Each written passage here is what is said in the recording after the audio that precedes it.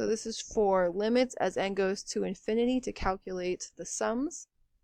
So we're going to be using our table feature to get it so that we can pick different n values and see what the sums are approaching. So we're doing the same thing as a finite. So you're starting off with your sum sequence. If you want to, you can put your delta x in the front instead of in the back. It's up to you. Okay. I'm going to go ahead and put my delta x in the front just for now to get it out of the way. So that was 2 divided by x, okay, because we had 2 over n as our delta x. And then I'm going to go back to my list and do the exact same sum sequence. So sum, and then go over to operations and hit sequence. Okay. And again, your calculator may or may not bring up this format. And if it doesn't, it's asking you for the exact same things. You just have to put a comma in between them, right? Expression, comma, variable, comma, start, comma, end, comma, step. So for our function, we're doing the square root. So I'm going to type in square root of 4 minus my input squared. And I'm going to choose the letter I for my input. Alpha. I'm just picking a letter. You can actually pick anything from A through Z. It does not matter. Yep. So I squared, and that's my function. My variable, I have to tell it, is going to be the letter I. Okay.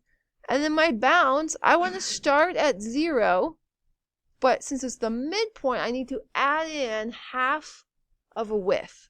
So half of my delta x. And I'm going to end at the number 2, but again, because I'm doing midpoints, I actually end at 2 minus 1 over x. Remember, you cannot combine those numbers. Please do not try.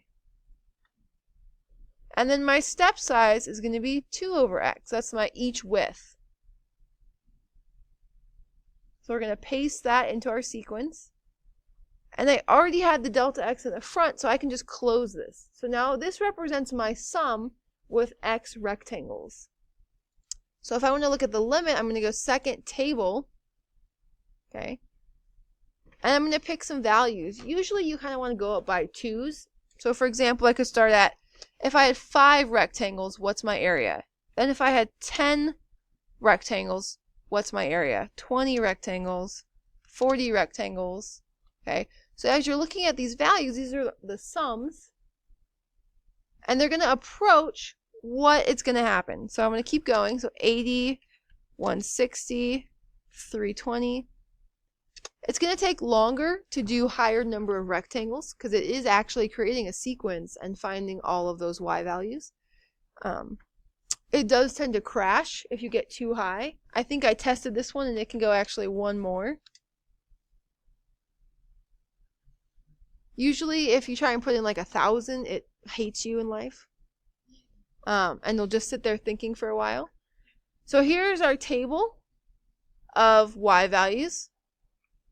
And if you're looking at these outputs, these sums, they're actually approaching kind of a common area.